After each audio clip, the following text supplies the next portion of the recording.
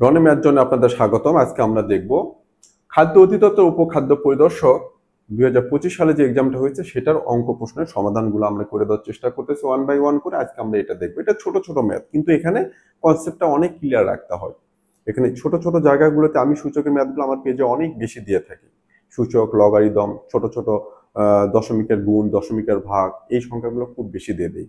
যখন একটু সম্ভাব্য অঙ্ক দিয়ে দিই, যখন একটু অন্য টাইপের দিয়ে দিই, তখন থেকে রেসপন্সটা খুব কম হয়। তখন সেখান থেকে বুঝি আপনাদের যে আসলে আপনাদের এগুলোতেও অনেক সমস্যা আপনাদের থেকে যাচ্ছে। তো আমি চেষ্টা করবো এই কোশ্চেনগুলো এত সুন্দরভাবে করে দেওয়ার চেষ্টা করবো। আপনারা যদি পূর্ণ মনোযোগ সহকারে এটা দেখেন, এটার তো সমস্যা হবে না এটা তো বুঝতে পারবেন, এবং এইটার সম্পর্কিত অন্য যত ম্যাথ আছে আপনারা করতে পারবেন। বেসিকটা অনেক গ্রো হয়ে যাবে কোশ্চেন দিয়ে। দুটা প্যাটার্নের লার্নিংটা হয়। একটা হয় যে আমি টপিক ধরে ধরে করব, সিরিয়ালে যাব, আগে এই অধ্যায়, তারপরে এই অধ্যায়, তারপরে এই অধ্যায়, এটাও হতে পারে। আর একটা লার্নিং হচ্ছে একটা কোশ্চেন আছে, ওই কোশ্চেনটা দিয়ে আমি সেইভাবে এক্সপ্লেইন করে আপনাদেরকে পুরো বেসিকটা কোশ্চেন দিয়ে গ্রো করে দেবো।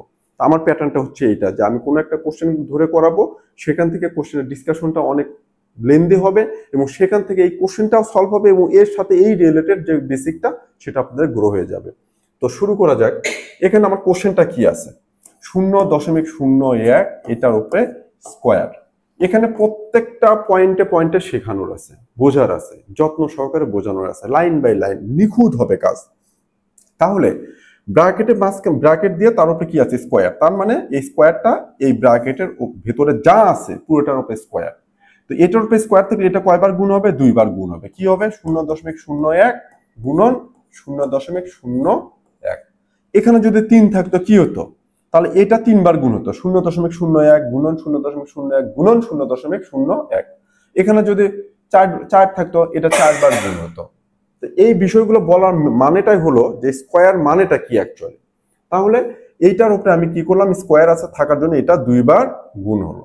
এই জিনিসটার উপরে যদি আমার কিউব থাকতো, পাওয়ার যদি 3 থাকতো, তাহলে কি হতো, এটা 3বার গুণ হতো, 0.01 গুণন 0.01 গুণন 0.01। এইভাবে গুণ হতো। গুণ হওয়ার পর কি হবে সেই স্টেপটা এখন দেখেন। এখন এটা কিভাবে সলভ করব সেটা দেখেন, খুব গুরুত্বপূর্ণ। শুরু থেকে 0.0 পর্যন্ত যা আছে সেগুলো ভাগ। কি আছে এখানে, 1, এটা এটা কনসিডার করব। আবার শুরু থেকে 0 যতগুলো আছে বাদ, তারপর কি আছে, 1 আছে, এটা কাউন্ট করব। এই শেষে যেটা আছে সেই দুটো গুণ করবো। 1 আর 1 গুণ করলে কি হবে, 1 1 1 দিলাম। এটা 2-3 ভাবে করা যায়, আমি সব প্যাটার্নটা দেখিয়ে দেবো যাতে আপনাদের অন্য অন্য ম্যাথগুলোতে আসলে খুব ইজিলি করতে পারেন। কি হবে, 1 1 1 দেওয়ার পরে এই দশমিকের পর কয়টা সংখ্যা আছে, দুইটা, একটা দুইটা, দুইটা অঙ্ক।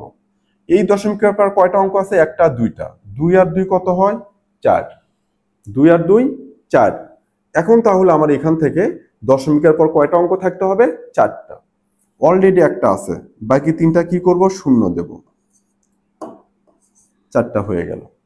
এখন কোশ্চেন হলো যে, কোশ্চেনটা এই জায়গায় 1-এর পরে শূন্য দিলে কিন্তু হবে না, কারণ আমরা জানি দশমিকের পর কোনো অঙ্ক থাকলে তারপরে আপনি যতগুলো শূন্য দেন বা না দেন তার কোনো দাম নাই।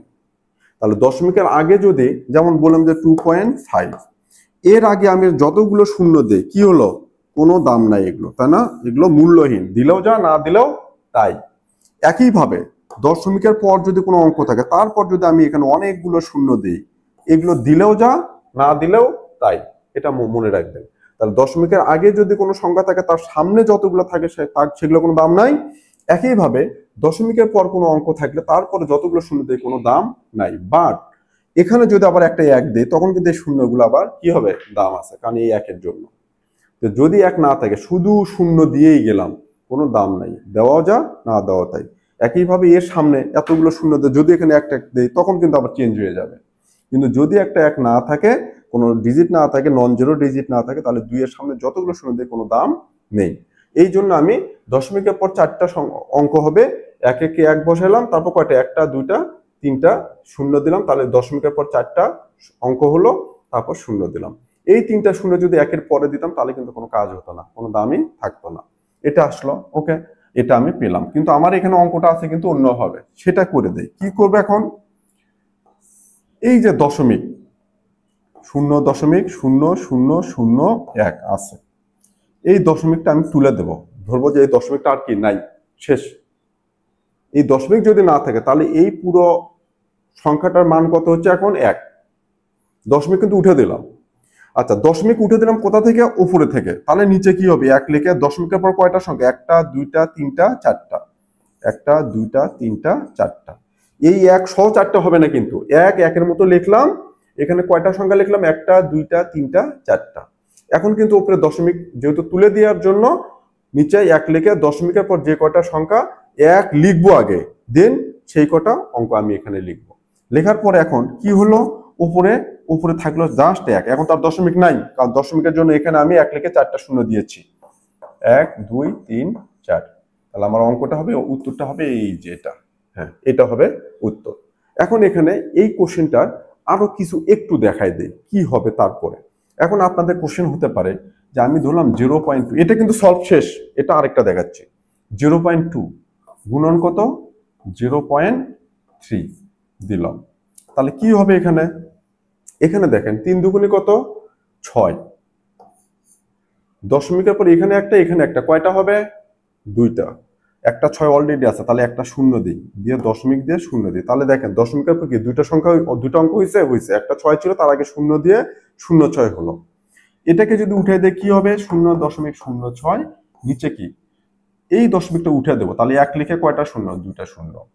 এটা এই অঙ্কটা করার মানেটা হলো এইটা, যে যখন দশমিকটা উঠে দেব, এখানে 4 5 6 7 অন্য যে কোনো অঙ্ক থাকুক না কেন সেটা আমার দেখার বিষয় না, কিন্তু আমি নিচে কি দেব? ওই একই হবে। 1 লিখে দশমিকের পর যে কয়টা অঙ্ক সেই কয়টা শূন্য। এখানে 6 7 8 9 যা থাকে থাকুক না কেন, এই জিনিসটা এখানে বুঝাইলাম। একইভাবে আরেকটা অঙ্ক দেখেন, খুব সুন্দর হবে, একটু যত্ন করে দেখাই দিচ্ছি। 0.4 ধরলাম গুণন 0. কত? 3। 0.4 0.3 কি হবে? গুণ করলাম, করার পরে আমি এই 4 আর 3 গুণ করব, কত হবে? 3 4 12 লিখলাম।